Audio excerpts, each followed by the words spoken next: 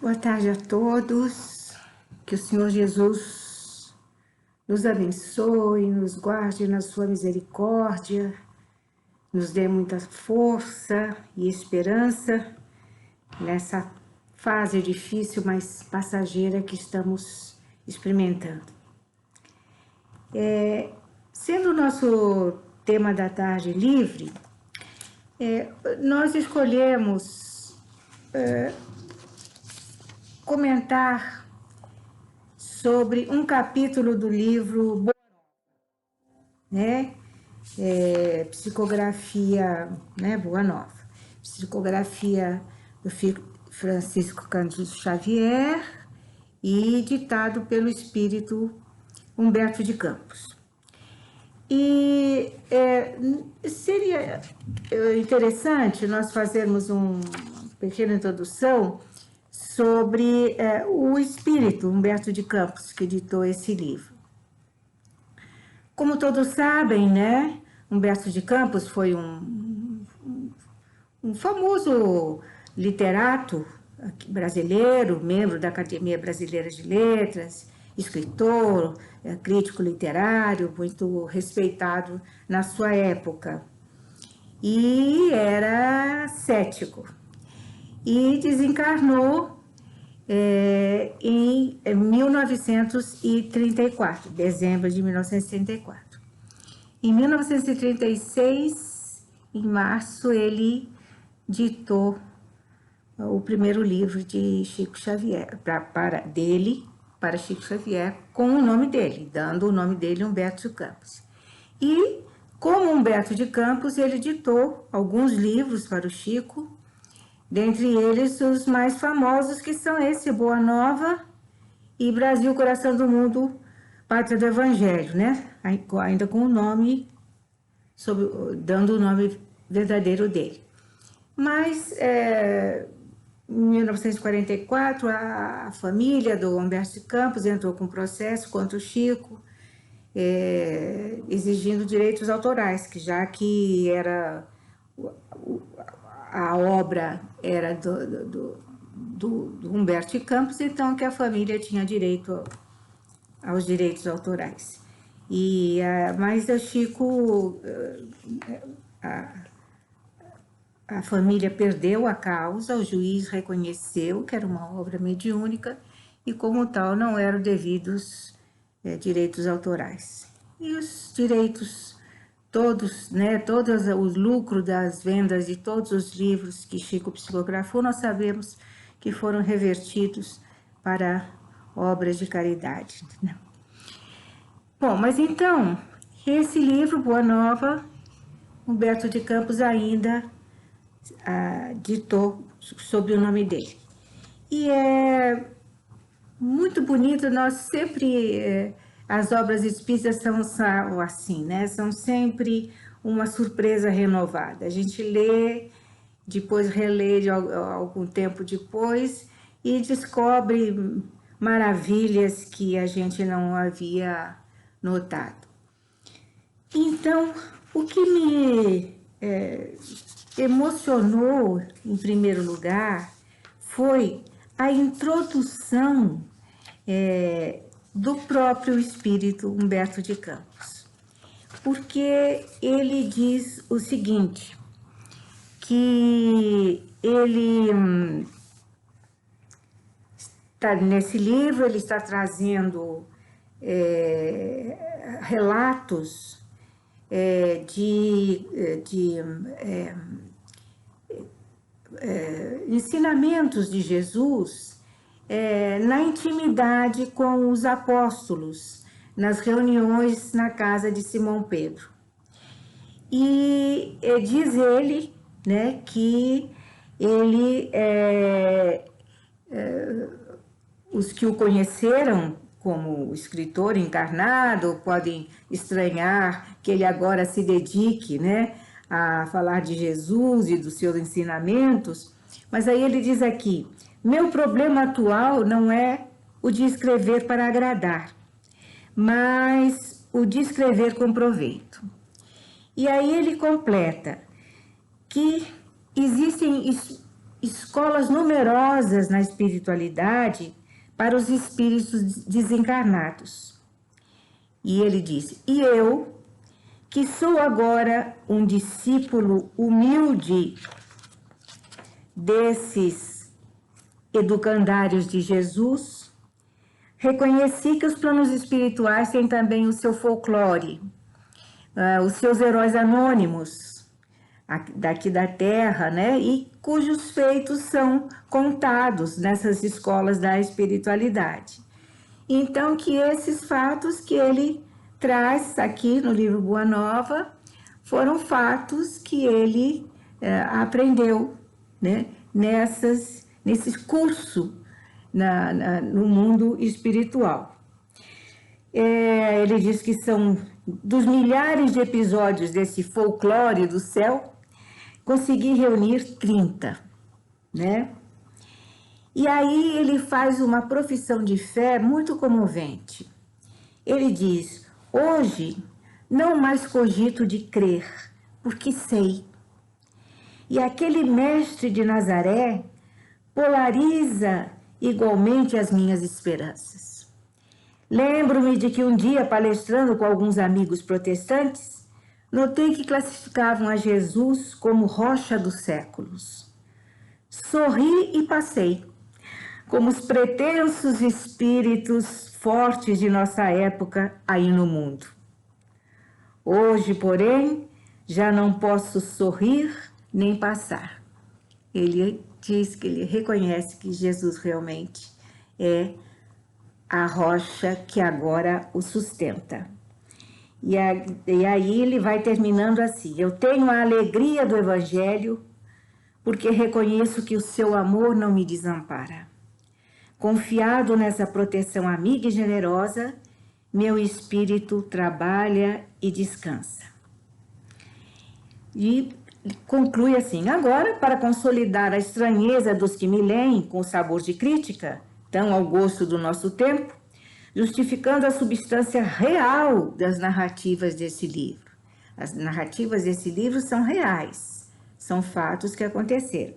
Citarei o apóstolo Marcos quando diz, 4:34, e sem parábola nunca lhes falava, porém tudo declarava em particular aos seus discípulos. Né? Quer dizer, Jesus, na maior parte do tempo, falava ao grande povo, ou àquela multidão que o seguia, em forma de parábolas que eram mais fáceis para que o povo compreendesse.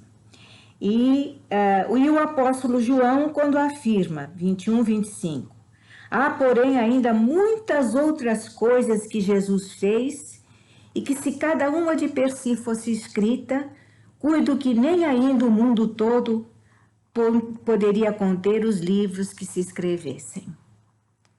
E é só. Como se vê, não faço referências aos clássicos da literatura antiga ou contemporânea. Cito Marcos e João. É que existem espíritos esclarecidos e espíritos evangelizados. E eu agora peço a Deus que abençoe a minha esperança de pertencer ao número destes últimos. Então a gente vê aqui, né?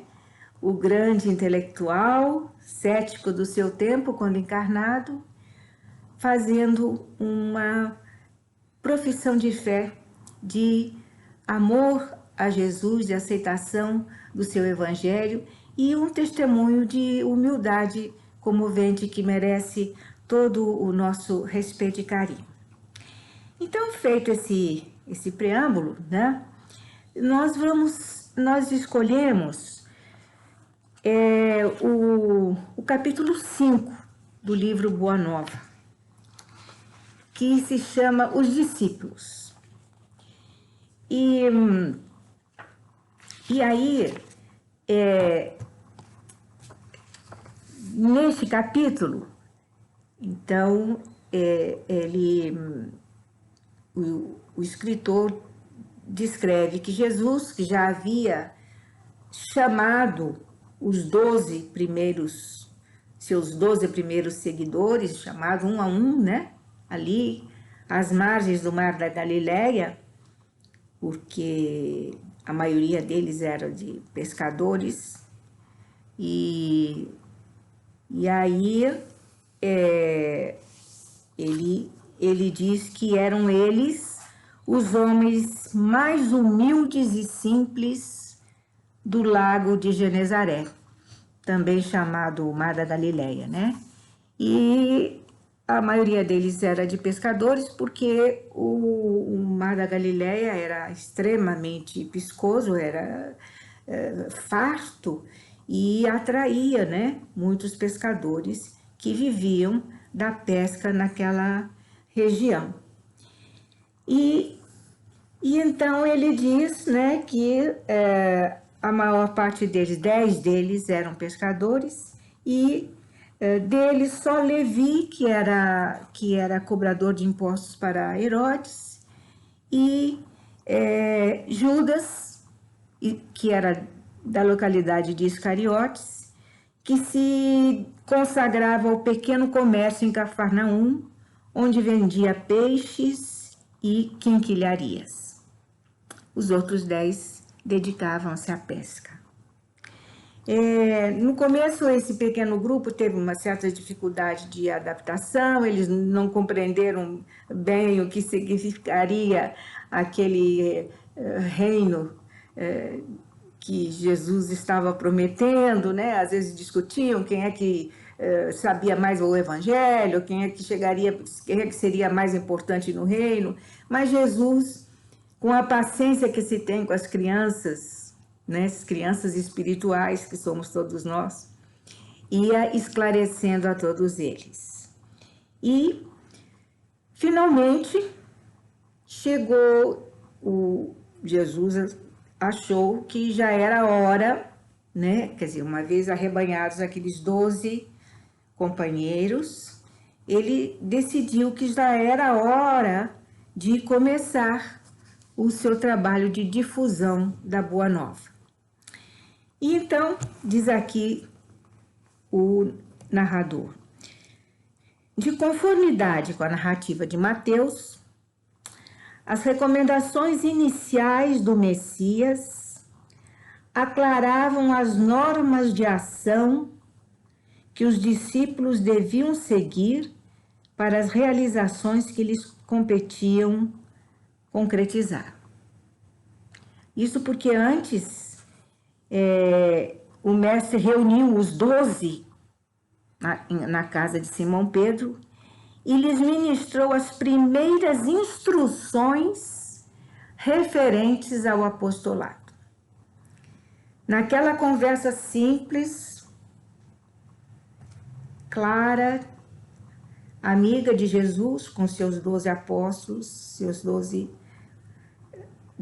primeiros discípulos, ele apresenta o arcabouço do trabalho a ser desenvolvido por eles, né? O que seria, como deveria ser realizado, e quais seriam as dificuldades, mas quais seriam também as alegrias que esse trabalho traria. Ele faz tudo isso de forma sucinta. E é muito interessante porque ele vai falando em frases muito simples, né? Esse plano, e muitos desses ensinamentos que ele inicia aqui, depois ele apresentou à multidão em outras ocasiões.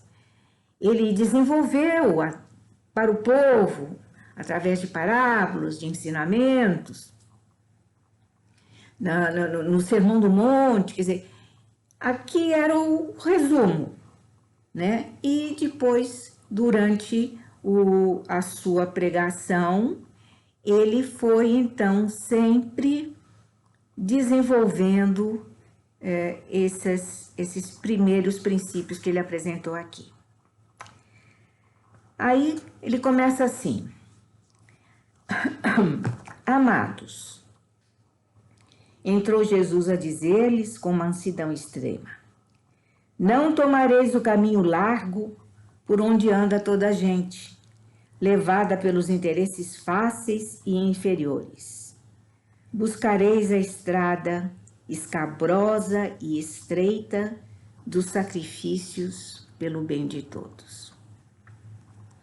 O que é que é aqui, então, né, a primeira citação de Jesus sobre a porta larga da perdição e a porta estreita da salvação, né? Nós vemos desenvolvido esse tema no Evangelho segundo o Espiritismo, no capítulo 18, muitos os chamados, poucos os escolhidos, no subitem A Porta Estreita, que tem citações de Mateus e de Lucas, em que ali eles dizem que Jesus falou, né? Não entreis, não tomeis a porta larga, mas a porta estreita, né? Querendo dizer o quê? Que a porta larga são as facilidades que o mundo oferece, as tentações que o mundo oferece, aquelas facilidades que vêm insuflar as nossas fraquezas para que nós continuemos a praticar ações contra a lei de Deus e continuando a atrasar o nosso desenvolvimento espiritual. E a porta estreita é a porta do sacrifício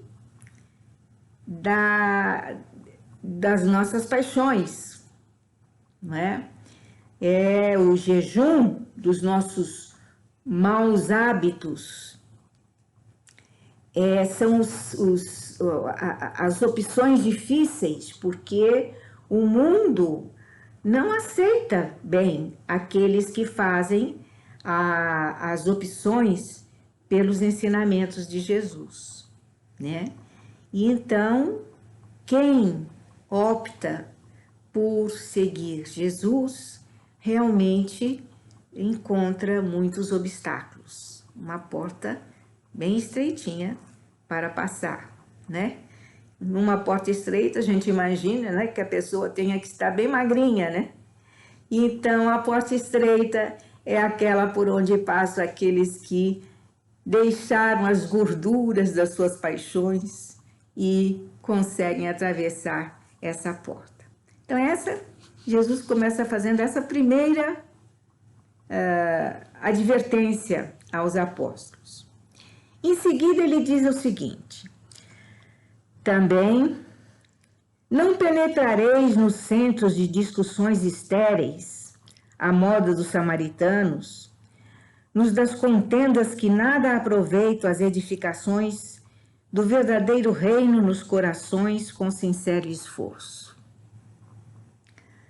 Jesus se referia aqui àquelas hábitos, né, dos sacerdotes, das longas discussões sobre os textos sagrados e as diferenças que eles tinham contra os samaritanos, que tinham interpretações diferentes das deles, dos textos sagrados, e que ficavam naquelas discussões estéreis e não se modificavam, né?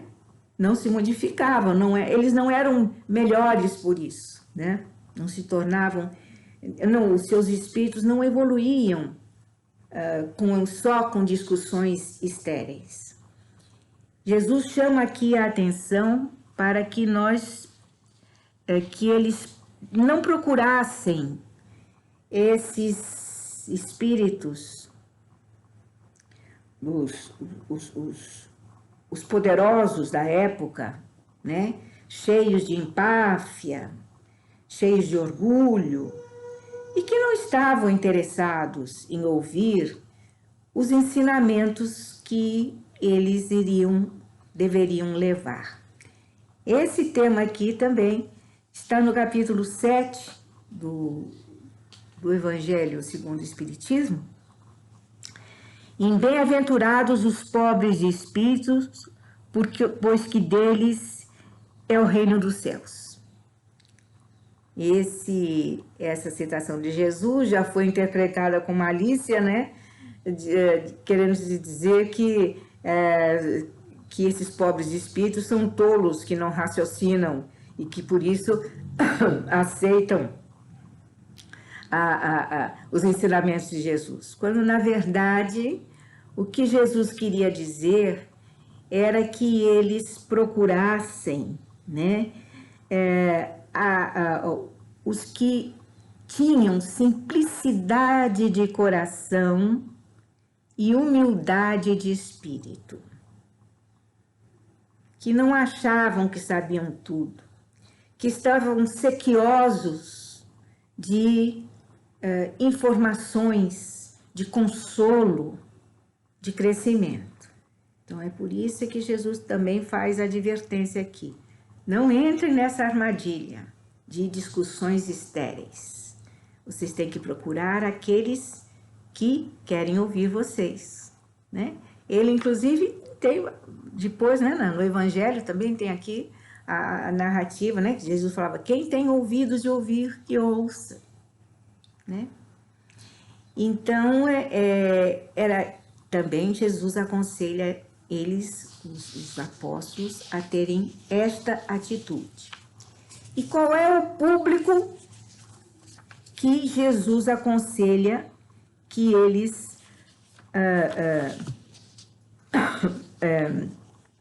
procurem, né? Então ele diz: ide antes em busca das ovelhas perdidas da casa de nosso Pai, que se encontram em aflição e voluntariamente desterradas de seu divino amor. Reuni convosco todos os que se encontram de coração angustiado e dizei-lhes de minha parte que é chegado o reino de Deus. Então ele diz para eles procurarem os desesperados, os que estavam perdidos e que precisavam de um apoio, que eles procurassem a esses. Pois ele continua: trabalhai em curar os enfermos, limpar os leprosos, ressuscitar os que estão mortos nas sombras do crime ou das desilusões ingratas do mundo, esclarecei todos os espíritos que se encontram em trevas, dando de graça o que de graça vos é concedido. Então, aqui, Jesus mostra para os discípulos a quem eles deveriam se dirigir, né? Eram os abandonados da sorte, os mendigos, os doentes, os desesperados, os invisíveis, né? Que não eram vistos pelas autoridades políticas nem religiosas.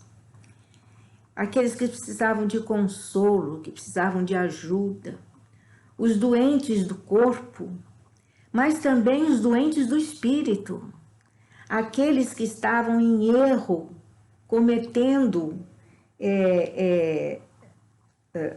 ainda equívocos, que estavam em comportamentos equivocados, que eles procurassem a esses é que precisavam deles, né? Como depois também no Evangelho, mais tarde, ele diz, né? Que são os doentes que precisam de remédio, né? E ele fala aqui, este plano, né, de caridade, de ajuda que Jesus está mostrando para os apóstolos, nós vemos desenvolvido também no capítulo 13 do Evangelho segundo o Espiritismo. Não saiba a vossa mão esquerda o que dê a vossa mão direita, né? Porque aqui ele diz, né, no final, dando de graça o que de graça vos é concedido. quando ele se refere aqui, né, às desobsessões que os discípulos fariam, né, e que eles não mercadejassem com as coisas sagradas, né. Também, então, há outro ponto que Jesus marca para eles. E se nós refletirmos sobre cada uma dessas advertências de Jesus, nós vamos encontrá-las, né, desenvolvidas e contadas e pontuadas em vários pontos do Evangelho. Depois, em seguida, vem: não exibais ouro ou prata em vossas vestimentas, porque o reino do céu reserva os mais belos tesouros para os simples. Não ajunteis o supérfluo em alforjes, túnicas ou alpercatas para o caminho, porque digno é o operário do seu sustento. Então, eles também, uma outra questão muito séria que ele está propondo aos discípulos é que eles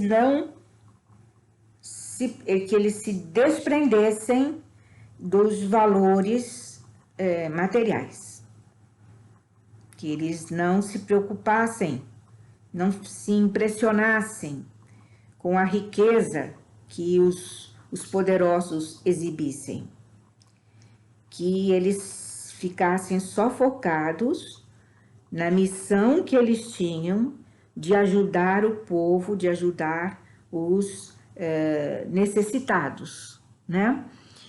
E ele diz também, né, que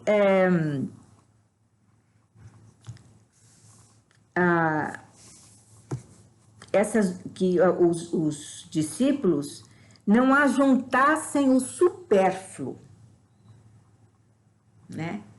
É o supérfluo. Jesus já fala aqui do supérfluo. Evidentemente, ele diz assim, alforjes, túnicas ou alpercatas para o caminho, porque digno é o operário do seu sustento. Evidentemente, essas coisas, né, não podem ser levadas ao pé da letra. O que Jesus queria dizer é que eles não se preocupassem em juntar coisas, porque eles tinham um objetivo e eles receberiam a ajuda necessária. E também esse tema nós encontramos no capítulo 16 do Evangelho: não se pode servir a Deus e a Mamon. E Jesus fala muito disso, né? Nesse capítulo nós vemos, né, que Jesus fala diretamente ao povo, conta histórias, conta parábolas, frisando que se nós optarmos pelas coisas espirituais, o nosso interesse pelas coisas materiais há que ser muito relativo, né? Então, Jesus fala muito sobre isso em várias parábolas, nesse capítulo do Evangelho, né? Tem aquela parábola muito interessante daquele agricultor que fez uma bela colheita, que já estava com os celeiros cheios, mas fez uma colheita ainda maior. Aí fala, eu vou construir celeiros, outros celeiros, também vou encher e tal, eu vou ficar com tudo muito cheio, vou ficar rico com os meus celeiros cheios, né? E aí o Senhor diz, louco, mal sabes que esta noite levarão a sua alma, né? Nós não podemos, no sentido, né, a grande lição, né, é de que nós precisamos sim das coisas materiais, porque temos corpos materiais, temos que viver no mundo, Mas não devemos ser escravos das coisas, né? E, agora nós temos, a gente nunca pode deixar de falar da pandemia, né? Porque é a realidade que nós estamos vivendo, né? Como muitas pessoas agora, então, para facilitar o cotidiano, né? Só separaram algumas roupas, né? Para usar e o resto está tudo fechado nos guarda-roupas, né? Tem gente que está falando, eu só uso roupa que não pode, não precisa passar, roupa fácil, separei lá uma meia dúzia que fácil de usar e de lavar, porque toda hora a gente tem que estar lavando e tal. E nós vemos que muitas coisas, muitos hábitos, muitas compras que nós fazíamos, né? Nós estamos passando sem elas. Estamos sobrevivendo sem elas. E temos também, né, a consciência muito clara de que estamos todos assim numa circunstância tão difícil que tudo, né, o mundo inteiro, né? O mundo inteiro, com toda a sua pujança material, todas as conquistas materiais, né?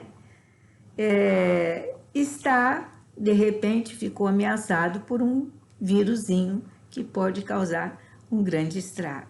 Então, nós vemos, né, a impermanência das coisas materiais. Jesus também fala sobre isso na parábola dos talentos, na parábola do mal rico, né?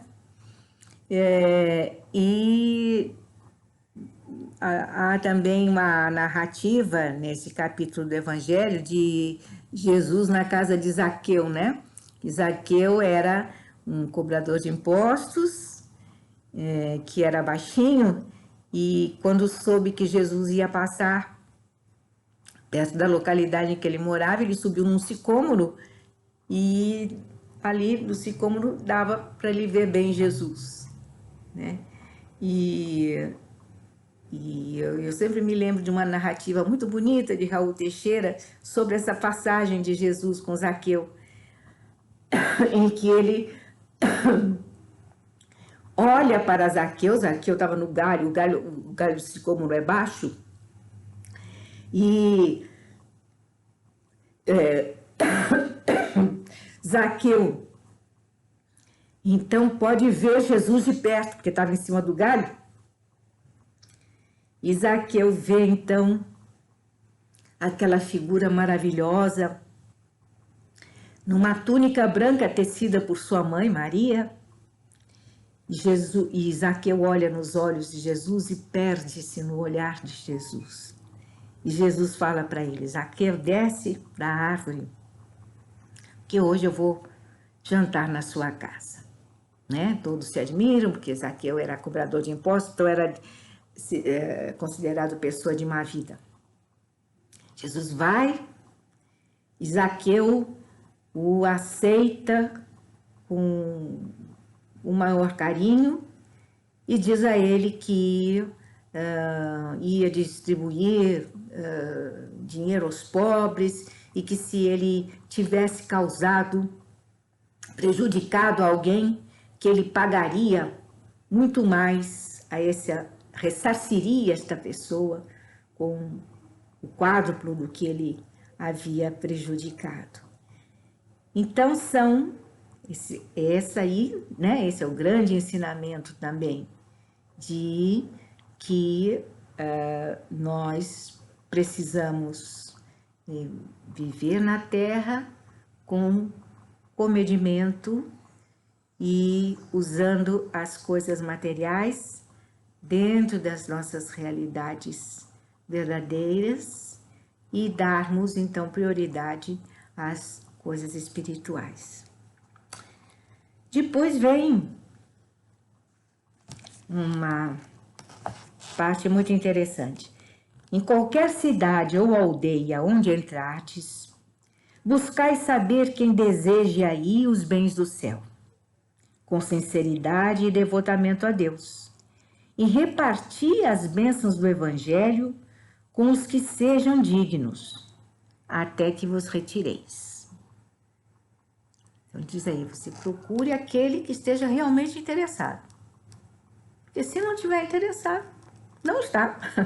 Vai ouvir o quê? Né? Quando penetrardes em alguma casa, saudai-a com amor.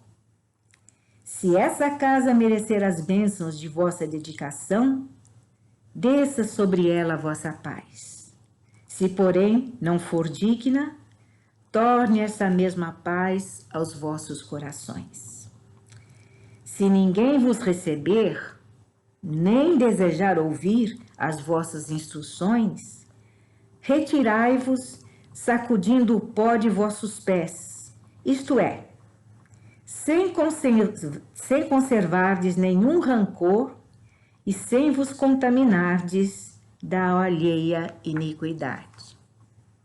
Aqui nesse trecho, Jesus deixa muito claro, né, que nós precisamos e devemos falar do Evangelho de Jesus para aqueles que estiverem interessados, né? E respeitando a opção do outro, de não querer. Ele é que sabe, né? É ele com Deus. E aqui, na Boa Nova, fica muito bem explicada essa questão de tirar o pó das sandálias, né? Que já foi até, pode ser até interpretado como desprezar. Eu vou embora e desprezo a pessoa que não quis me receber e pronto, eu sacudo o pó das sandálias, quer dizer, nunca mais quero saber dessa pessoa. Não é nisso. Jesus deixa muito claro aqui. Sacudir o pó das sandálias dos pés significa sem conservar nenhum rancor e sem vos contaminardes da alheia iniquidade. É isso que quer dizer, né? Jesus já preveniu os discípulos do grande trabalho que eles teriam, né? Nós sabemos que foi um trabalho terrível, que eles, né, na propagação da Boa Nova, e muito difícil, e sempre foi, e ainda tem sido, né? Nós vemos sempre os bons cristãos, ou as boas pessoas, aquelas que querem fazer o bem, né? Os benfeitores da humanidade, como sempre encontram pessoas que causam dificuldade, que não querem saber, que não acreditam, que, enfim. E então, é isso que Jesus quis dizer. Não adianta, porque cada um tem o seu momento espiritual e deixá-los. Mas também deixá-los com o coração pacificado, né? Isso serve, inclusive, né, para as nossas relações pessoais, né? Quantas vezes nós oferecemos a nossa amizade, o nosso afeto, a nossa confiança a alguém, e esse alguém não quer saber, aquela amizade não frutifica, ele não tem a mesma simpatia por nós. E a gente fica sensibilizado com aquilo, né? Mas não, é assim mesmo. É uma questão de afinidade. Assim como nós não simpatizamos com muitas pessoas, há muitas pessoas que também não simpatizam conosco. Nós fazemos a nossa parte. Se a pessoa precisar, nós ajudamos e tal. E deixar o coração leve, o pé sem poeira, o coração sem poeira, né? Daí nós temos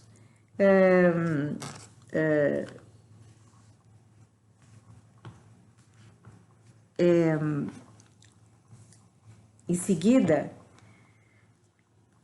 Jesus diz o seguinte: em verdade vos digo que dia virá em que menos rigor haverá para os grandes pecadores do que para quantos procuram a Deus com os lábios da falsa crença, sem a sinceridade do coração. É por essa razão que vos envio como ovelhas ao antro dos lobos, recomendando-vos a simplicidade das pombas e a prudência das serpentes. Então, Jesus chama a atenção aqui dos apóstolos de que eles muitas vezes seriam procurados com malícia pelas pessoas que queriam perturbar, fingindo estar interessados na boa nova, mas na verdade com más intenções, né? Jesus queria chamar a atenção para a malícia dos maus. Então, quando ele diz aqui, eu vos mandarei como ovelhas entre lobos, ele não quer dizer que eles fossem e se deixassem abater pelos maus. Não. Ele estava querendo dizer que os discípulos se fossem como pacificadores, né? E que não se corrompessem com a violência dos maus, que estivessem atentos para a malícia, para as armadilhas daqueles que se diziam bem intencionados, mas na verdade queriam causar distúrbios. Por fim, aqui, Jesus fala muito, né, dos problemas, dos imensos sacrifícios que os discípulos teriam, né? Que eles seriam perseguidos, presos, torturados e mortos, né? E nós sabemos que sim, que todos os seus discípulos tiveram morte, foram realmente perseguidos, foram e tiveram morte violenta, e 10 deles, né? Depois Judas, que se suicidou, né? Que era um espírito fraco e que não havia compreendido bem o sentido da boa nova, que se deixou também seduzir pela malícia dos fariseus, né? E acabou se suicidando. E o único que chegou até a idade avançada foi João, né? O chamado espírito, ou o chamado apóstolo predileto, discípulo predileto, que viveu até bem velhinho e que foi a ele que Jesus, nos seus últimos momentos de vida na terra, confiou Maria, né? Disse: mulher, eis aqui o seu filho, filho, eis aqui a sua mãe. Ele quis deixar Maria amparada naquele mundo hostil do Oriente, né? Em que as mulheres não tinham autonomia. E então eram esses os costumes e que permanecem ainda em muitos países, né? As mulheres são submetidas primeiro a seus pais, né? Depois elas se submetem a seus maridos, e se perdem os seus maridos, a seus filhos. Os filhos cuidam dela. Então Jesus se preocupou com isso. Então João vai com Maria, Maria sai dali da Palestina e vai então para Éfeso. E lá ficou morando com Maria até que Maria voltou para o plano espiritual e ele ficou até bem velhinho, idade bem avançada, e as pessoas iam lá conversar com eles, e eles contavam então histórias de Jesus, passagens de Jesus e os ensinamentos de Jesus, né? Lucas mesmo, né, que foi o único evangelista que não conheceu Jesus, ele foi a Éfeso conhecer Maria, conversou com ela e com João, né? E eles eram um polo de auxílio a todos que os procuravam. E terminando aqui, Jesus diz, mas vocês vão sofrer muito, não vai ser fácil. Todavia, sabeis que acima de tudo está o nosso Pai, e que, portanto, é preciso não temer, pois um dia toda a verdade será revelada e todo o bem triunfará. Isso é muito sério, muito profundo, né? Para insuflar a nossa esperança. Muitas vezes nós nos afligimos, né, com o estado do mundo, né, com a vitória dos maus, a vitória dos mal intencionados, né? Mas tudo é passageiro e nós sabemos que a morte chega para todos, né? Que a justiça de Deus não falha e que o mundo vai caminhar sim para a regeneração. Então essa é a grande confiança que nós precisamos ter. Aí Jesus termina dizendo o seguinte: o que vos ensino em particular, quer dizer, o que a gente está conversando aqui, né? Difundi-o publicamente, porque o que agora escutais aos ouvidos será o objeto de vossas pregações de cima dos telhados. Então, Jesus diz que aquela conversa dele eram os ensinamentos, era o plano que ele estava transmitindo aos apóstolos e que eles precisavam cumprir de cima dos telhados, quer dizer, para que fossem ouvidos por todos. Trabalhai pelo reino de Deus e não temais os que matam o corpo, mas não podem aniquilar a alma. Temei antes os sentimentos malignos que mergulham o corpo e a alma no inferno da consciência. Jesus chama muito a atenção para que nós não temamos, não tenhamos tanto temor do mal que possam nos fazer, porque nós precisamos antes vencer o mal que nós trazemos dentro de nós, que muitas vezes é o mal que nós trazemos dentro de nós que atrai o mal que vem de fora, né?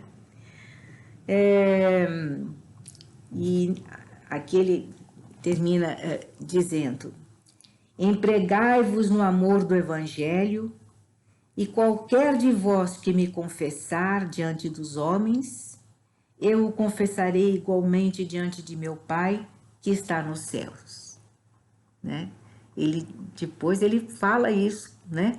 Posteriormente nós vemos no Evangelho, né?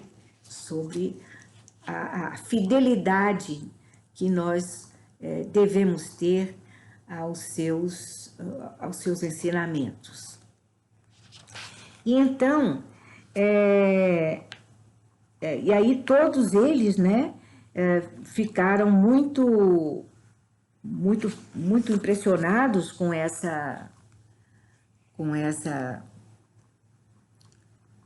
esse plano que Jesus apresentou, né? E nós podemos imaginar, né, o que devem ter sido essas reuniões de Jesus na casa de Simão Pedro, porque eles se reuniam todos os dias com Jesus na casa de Simão Pedro. Aqui no início do capítulo, o narrador diz: Levi continuava nos seus trabalhos da coletoria local, enquanto Judas prosseguia nos seus pequenos negócios, embora se reunissem diariamente aos demais companheiros. Os 10 outros viviam quase que constantemente com Jesus, junto às águas transparentes do Tiberíades, como se participassem de uma festa incessante de luz. Então, quer dizer, o que devia ser aquilo, né? Uma convivência assim estreita com Jesus. E nós podemos imaginar também o que deviam ser aquelas reuniões de Jesus na casa de Simão Pedro, né?